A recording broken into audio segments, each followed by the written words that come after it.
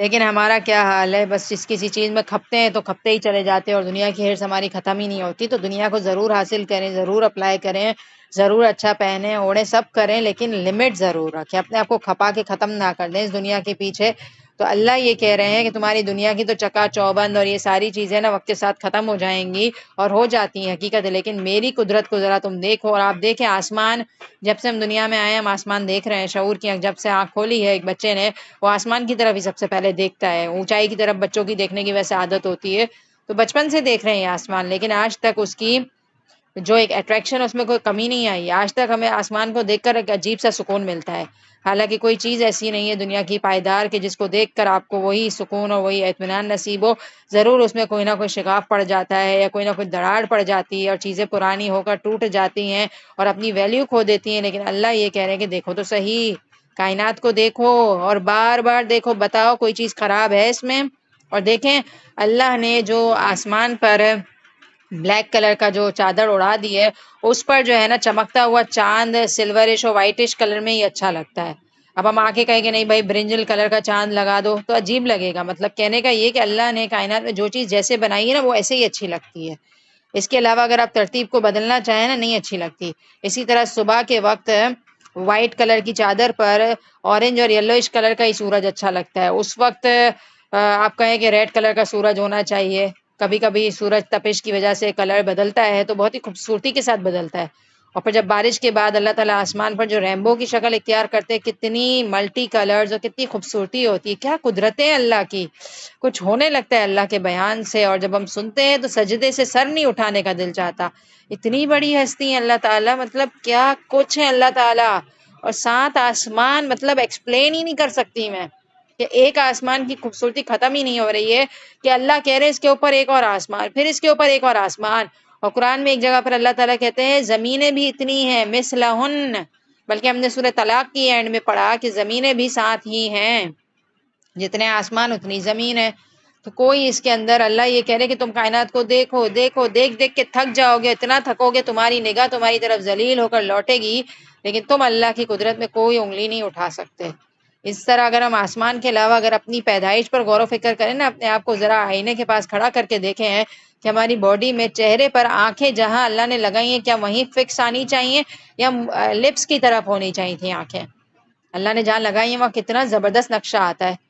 اللہ نہ کرے انسان کو کریٹ کرنے کے بعد اللہ آزمائشوں سے بچائے، ذرا آنکھیں ذرا سی ٹیڑھی میری ہو جائیں انسان کی تو انسان کے بس میں نہیں ہوتا کہ اس کو فکس کرے، اور انسان کی ساری خوبصورتی خراب ہو جاتی ہے ذرا سا اگر آنکھوں کے اندر کوئی بھی مسئلہ ہو تو۔ اللہ نے کتنا پرفیکٹ بنایا ہے نا انسان کو۔ جانوروں کو دیکھیں کتنے خوبصورت کچھ جانور اللہ نے بنائے، لیکن کچھ کو ذرا سا بدصورت ٹائپ بھی بنایا، جیسے مینڈک ہے، اللہ معاف کرے دیکھنے میں اس کو مزہ نہیں آ رہا ہوتا، لیکن ریبٹ جیسے خوبصورت جانور بھی بنائے۔ تو یہ اللہ تعالیٰ نے اپ اینڈ ڈاؤنز رکھے ہوئے ہیں خوبصورتی کے ساتھ۔ اگر ایسی چیزیں رکھی ہوئی ہیں تو ہم اللہ کی، اللہ معاف کرے، بدصورتی نہیں کہیں گے، لیکن یہ بس اللہ کا ایک سسٹم ہے کہ اللہ نے کیا کیا کریٹ کیا ہے، کچھ چیزوں کو اس طرح تو کچھ چیزوں کو اس طرح، لیکن کوئی چیز بھی جو ہے نا بدصورت نہیں ہوگی، کیونکہ اللہ تعالیٰ نے یہ قرآن میں ایک جگہ کہا ہے ہر چیز کو اللہ نے بڑا ہی خوبصورت بنایا ہے، کائنات کی ہر چیز بہت ہی خوبصورت ہے۔ ٹھیک ہے، تو ہمارا ناک دیکھیں جہاں ہونا چاہیے وہیں ہے، لپس دیکھیں کتنے خوبصورت اللہ نے بنائے ہیں، اوپر نیچے بولتے ہیں تو ہل جل کر رہے ہوتے، اور لپ لائن کتنی خوبصورت ہے، آئی بروز کتنے خوبصورت ہیں، اور پھر آئی لیشز کتنے خوبصورت اللہ نے بنائے ہیں کہ ہماری آنکھوں کے اندر کوئی دھول کوئی مٹی نہ چلی جائے۔ ہماری آنکھیں سپورٹ کرتی ہیں، ہماری آنکھوں کو سپورٹ کرنے کے لیے آئی لیشز بنائیں۔ کبھی نوٹ کیا ہے ہم نے کہ ہماری جب ہم باہر نکلتے ہیں فضا میں مٹی اڑ رہی ہوتی ہے تو ہماری آنکھوں پہ مٹی نہیں اندر نہیں چلی جاتی بلکہ آئی لیشز کے اندر آتی، کبھی بھی مٹی آ کر آنکھ کے اندر نہیں گھس جاتی ہے بلکہ ہمیشہ آئی لیشز پہ آتے بیٹھ جاتی ہے، تو یہ پروٹیکشن کے لیے اللہ نے بنایا ہے۔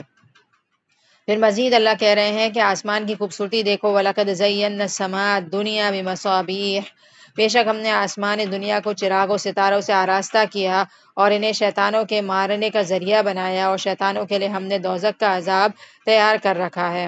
اور آسمان کی خوبصورتی پر چار چاند لگا دیتے ہیں خوبصورت ستارے، اور بلیک پر سلور ستارے تو ویسے ہی ہمیشہ کے کمبینیشن ہے اور بہت ہی خوبصورت لگتا ہے، جو ہم اللہ کی کائنات سے کاپی کرتے ہیں اس کام کو، بہت ہی خوبصورت یہ کمبینیشن لگتا ہے۔ اور اب اللہ کی قدرت دیکھیں کہ کتنا خوبصورت آسمان لگتا ہے جب اس میں ستارے ہوتے ہیں۔ تو آپ میں سے کس کی عادت ہے آسمان کا جائزہ لینے کی؟ مجھے پرسنلی 14ویں کا چاند بہت اٹریکٹ کرتا ہے اور سب کو ہی اٹریکٹ کرتا ہے. اور 14ویں کے چاند کے بارے میں تو آپ صلی اللہ علیہ وسلم نے ایک دفعہ مثال بھی دی تھی نا. جب بھی 14ویں کا چاند دیکھتی ہوں نا میرے منہ سے یہی دعا نکلتی ہے, اور اتفاق سے جانا راستے میں ہوتا ہے تو بہت خوبصورت نظر آ رہا ہوتا ہے وہ منظر. آپ صلی اللہ علیہ وسلم نے کیا کہا تھا صحابہ کرام کو کہ جس طرح سے تم یہ 14ویں کا چاند دیکھ رہے ہو نا, اللہ تعالیٰ قیامت کے دن بھی تمہیں اسی طرح نظر آئیں گے. کچھ لوگوں کو اللہ تعالیٰ اپنا اتنا کلوزٹ دیدار نصیب کریں گے جیسے دنیا میں ہم 14ویں کا چاند دیکھتے ہیں.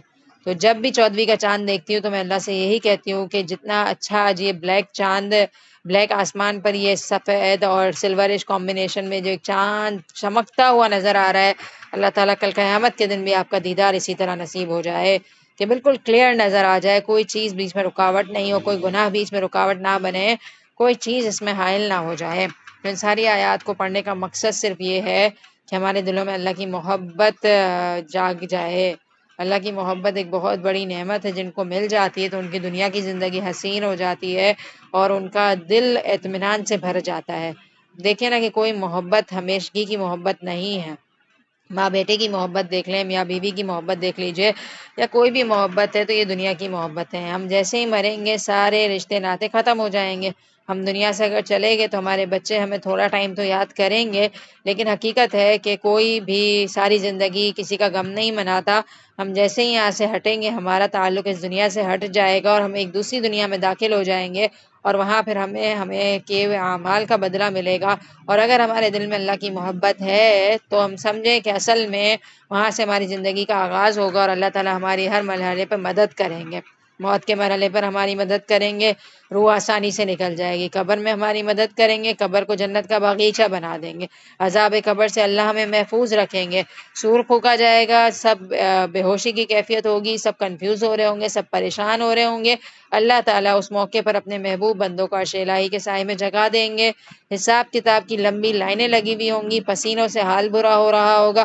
اللہ اپنے محبوب بندوں کے لیے آسانی کریں گے, اور ان کے لیے یہ حساب کتاب ایک فرض نماز کی جتنا ہو جائے گا, اور فٹافٹ وہ فارغ ہو جائیں گے اور جنت میں چلے جائیں گے.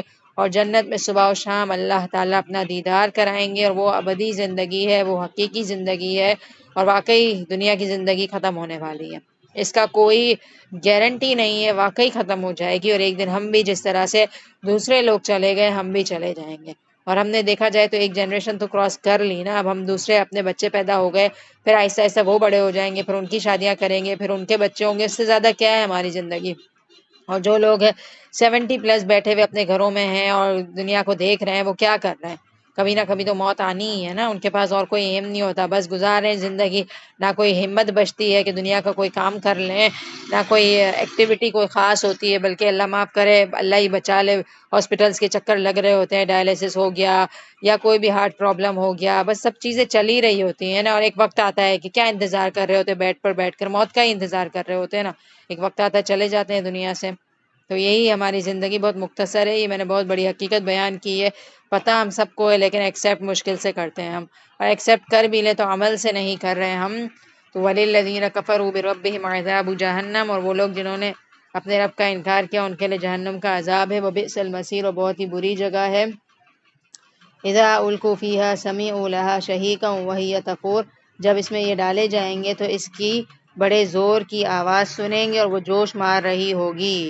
قریب ہے کہ ابھی غصے کے مارے پھٹ جائے, کہ بہت زیادہ غصے میں ہوگی جہنم. اور سورہ قاف بہت ہی اس میں جہنم کے بارے میں الفاظ آتے ہیں کہ ہم نے پڑھی تھی کہ جہنم پوری کی پوری بھر جائے گی. تو اللہ تعالیٰ پوچھیں گے, وہ کہے گی, اللہ تعالیٰ پوچھیں گے حلم تلاتی, کیا تو بھر گئی ہے؟ اتنے لوگ گھسیں گے. میں سورہ قاف کی کل ہی نماز میں تلاوت کر رہی تھی, تو یہ آیت مجھے ہمیشہ رلا کے رکھ دیتی ہے کہ ایسا حال ہوگا نا جہنم کا کہ ایسا لگ رہا ہے نا جیسے ایک تنگ روم ہو. آپ سوچیں اس میں ایک کے بعد ایک ڈالا جائے, ایک کے بعد ایک ڈالا جائے. نقشہ سوچیں آپ کہ ایک روم ہے, اس کا دروازہ ہلکا سا کھول رہے ہیں اور اس میں زبردستی لوگوں کو ڈال رہے ہیں, اور پھر اللہ تعالیٰ پوچھے حلم تلاتی, کیا تو بھر گئی ہے؟ یعنی کہ اتنے لوگ جائیں گے کہ بھر جائے گی جہنم. تو مجھے کچھ ہوتا ہے سورہ قاف کی آیت پڑھتے ہوئے, اللہ پوچھیں گے حلم تلاتی, کیا تو بھر گئی ہے؟ تو جہنم پتہ کیا کہے گی, وَتَقُولُ هَلْ مِن مَّزِيدٍ, کیا ابھی بھی اور ہیں؟ مطلب اتنے گناہ گار کثرت سے جہنم کے اندر جائیں گے, یہ جہنم پوری بھر جائے گی, اور وہ پوچھے گی اللہ سے کیا ابھی بھی اور ہیں؟ پوری بھرنے کے باوجود سوچے جس جگہ پہ کنجسٹڈ زیادہ ہو جائے، لوگوں کا رش زیادہ ہو، کتنی گھبراہٹ ہوتی ہے۔ اور گرمی کے موقع پہ چلو سردی میں تو ذرا سی کنجسشن زیادہ ہوتی ہے تو ماحول گرم ہو رہا ہوتا ہے تو مزہ آ رہا ہوتا ہے، لیکن اتنی زیادہ گھسا گھسی تو بہت ہی امپاسبل سی بات ہے، اور گھبراہٹ بہت زیادہ ہوتی ہے، ہم دنیا میں اوائڈ کرتے ہیں ان چیزوں کو۔ تو کہاں یہ کہ گرمی کا عالم ہے، جہنم تو پتہ ہی ہے نا آپ کو، ہر وقت آگ کی کیفیت ہے، تپش ہے، تو کتنی گرمی کا عالم ہوگا، ایک دوسرے کے پسینے اور اللہ معاف کرے اسمیلز کس طرح کی ہوں گی، اور جہنم کی آگ کی اسمیل اور بہت کچھ اللہ معاف کرے کیا کیا ہوگا، اور یہ حقیقت ہے۔ کبھی کبھی سوچتی ہوں کہ اتنا پینفل عذاب اللہ تعالیٰ کی طرف سے ہے حقیقت، کیونکہ دنیا میں پورا ایک موقع دیا گیا ہے، پورا ایک بھیجا گیا ہے، اور پھر وہاں پچھتاوے کے سوا کچھ نہیں بچے گا کہ ہم کیا کر کے آئے۔ نہیں ضائع کریں اپنی دنیا کی زندگی۔ جو لوگ دین سے دور ہیں نا، ہمیں ان کے حال پر رحم کھانا چاہیے، افسوس کرنا چاہیے، کیونکہ ہم نے لاسٹ کلاس میں پڑھا کہ ہم اپنے گھر والوں کو دین کی طرف لائیں گے۔ ہمیں اس آگ سے کیا صرف خود بچنے کی ضرورت ہے، یا اپنے گھر والوں کو بھی بچانا چاہیے ہمیں؟ کیسی آگ ہے؟ تو ہم کوشش کریں اپنے گھر والوں کو، جو ہم نے لاسٹ کلاس میں پڑھا کہ ہمیں اپنے آپ کو بھی آگ سے بچانا ہے، اپنے گھر والوں کو بچانا ہے، تو اپنی امی کو، اپنی بہنوں کو، اپنے ارد گرد کے سرکل کے لوگوں کو یہ قرآن کی آیات سنائیے، اور کوشش کریں کہ وہ بھی جہنم کی آگ سے بچیں۔ اور جہنم جوش مار رہی ہوگی، یعنی کہ غصے میں ہوگی، قریب ہے کہ ابھی غصے کے مارے پھٹ جائے، اتنا غصے میں ہوگی کہ اللہ یہ نقشہ کھینچ رہے ہیں کہ غصے سے پھٹ جائے گی۔ جب کبھی اس میں کوئی گروہ ڈالا جائے گا، جہنم کے داروغہ پوچھیں گے کیا تمہارے پاس کوئی ڈرانے والا نہیں آیا تھا؟ جب جہنمیوں میں لوگوں کو ڈالا جا رہا ہوگا تو جہنم کے جو باہر چوکیدار ہوں گے وہ دیکھ کر پوچھیں گے کیا مسئلہ کیا ہے، اتنی کثرت سے تعداد میں تم لوگ جہنم میں جا رہے ہو، کیا تمہارے پاس دنیا میں کوئی ڈرانے والا نہیں آیا تھا؟ کیا نہیں آیا تھا ہمارے پاس ڈرانے والا؟ ہم سب نبی صلی اللہ علیہ وسلم کے امتی ہیں، اور آپ صلی اللہ علیہ وسلم ہمارے لیے ایک بہترین ریمائنڈر لے کر اس دنیا میں آئے ہیں، اور ہمیں ڈرا رہے ہیں اور ہمیں خبردار کر رہے ہیں۔ تو ہم دیکھیں کہ ہمارا کیا حال ہے، ہم کتنا یہ ان احکامات سے ڈر رہے ہیں اور اپنی زندگی کو بہتر بنانے کی کوشش کر رہے ہیں۔ وہ جواب دیں گے کہ بے شک آیا تھا، لیکن ہم نے اسے جھٹلایا، اور ہم نے کہا کہ اللہ تعالیٰ نے کچھ بھی نازل نہیں فرمایا، تم بہت بڑی گمراہی میں ہو۔ مطلب اللہ معاف کرے، جو انسانوں کا رویہ ہے، ڈرانے والے کے ساتھ ہمارا کیا رویہ ہے وہ اس میں بتایا جا رہا ہے، اور کہیں گے کہ اگر ہم سنتے ہوتے یا عقل رکھتے ہوتے تو دوزخیوں میں شریک نہ ہوتے۔ اب یہ جو آیت ہے نا ہمارے لیے سب سے امپورٹنٹ ہے۔ وَقَالُوا لَوْ كُنَّا نَسْمَعُ أَوْ نَعْقِلُ مَا كُنَّا فِي أَصْحَابِ السَّعِيرِ، اور وہ کیا کہیں گے، کاش ہم سنتے یا عقل سے کام لیتے تو ہم کیا ہوتے، جہنمیوں میں سے نہیں ہوتے۔ سننا اصل چیز ہے، سن لیتے نا، اگر دین سن لیتے نا تو پھر عقل بھی استعمال کرتے۔ عقل تو اللہ تعالیٰ نے انسانوں کو دی ہے نا، جانور تو نہیں ہے ہم کہ ہمارے پاس عقل نہیں ہے، عقل تو ہمیں ہے، فیشن کا تو ہمیں خوب آئیڈیا ہے، اور ہمیں دنیا کی تو خوب علم ہے کہ دنیا میں ہمیں کیا کرنا چاہیے اور کیا نہیں کرنا چاہیے، لیکن دین کے معاملے میں ہم آنکھیں صفر ہو جاتے ہیں۔ تو آج ہمارا یہ انجام نہ ہوتا۔ دو حسرتیں وہ کریں گے، ایک حسرت یہ ہے کاش ہم نے کیا کر لیا ہوتا، سن لیا ہوتا، اور دوسری حسرت کیا ہے ان لوگوں کی کہ کاش ہم عقل سے کام لیتے۔ یہ دو حسرتیں ہیں ان کی، اگر ہم نے یہ دو چیزیں کر لی ہوتی تو آج ہم جہنم میں نہیں شامل ہوتے۔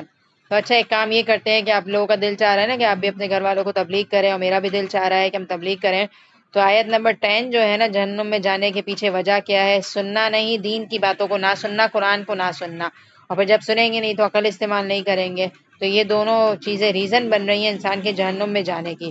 تو میں اپنے یوٹیوب چینل پر کوشش کرتی ہوں چھوٹی چھوٹی شارٹس ڈالوں تاکہ لوگ تھوڑا سا ٹائم نکال کے ان کو دیکھ لیں، تو 2 منٹ کے اندر میں انشاءاللہ اس آیت کو کور کروں گی، وَقَالُوا لَوْ كُنَّا والی، اور انشاءاللہ میں اپنے ٹیوزڈے والے گروپ پہ دوں گی، تو آپ لوگ ضرور فارورڈ کیجیے گا آگے۔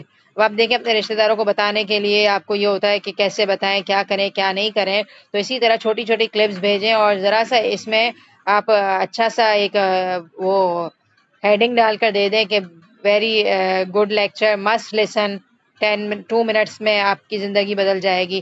اس طرح کا کوئی اچھا سا جو ہے نا ہیڈنگ لگا کر آپ دے سکتے ہیں، بلکہ میں کوشش کروں گی کہ میں ہی یوٹیوب پر جو ہم لائن لگاتے ہیں نا جس میں لکھا ہوا ہوتا ہے اس طرح کا لوگ لگا رہے ہوتے ہیں کہ تھوڑے دنوں میں آپ کی زندگی بدل جائے گی، تو اس سے کیا ہوتا ہے لوگ کیا کرتے ہیں اس کو کھول لیتے ہیں اور ضرور دیکھتے ہیں، تو ان کے تو ویوز بڑھ جاتے ہیں اور ان کو دنیاوی طور پر مال مل جاتا ہے، ان کا تو یہی مقصد ہوتا ہے، لیکن ہمارا بھی تو کوئی مقصد ہونا چاہیے۔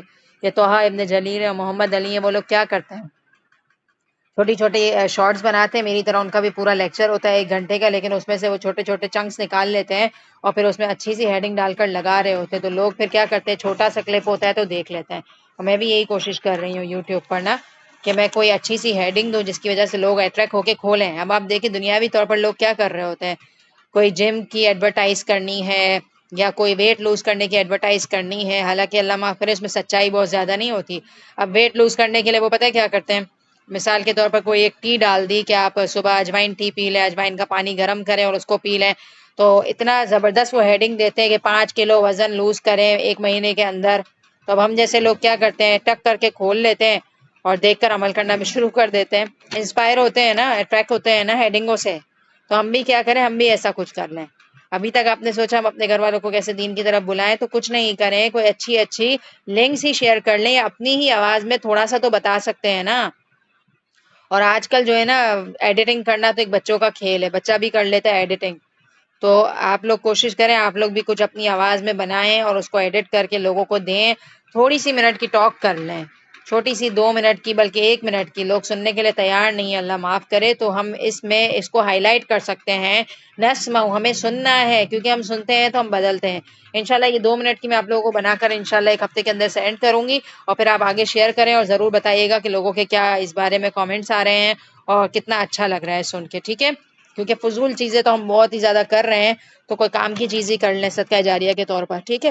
فاعترفوا بذنبہم, پر آج کے دن وہ اپنے گناہوں کا اعتراف کر لیں گے, لیکن وہاں اعتراف فائدہ نہیں دے گا. اعتراف کرنا ہے تو آج کریں. فسحقا لاصحاب السعیر, تو ان کے لیے جہنم کی آگ ہے.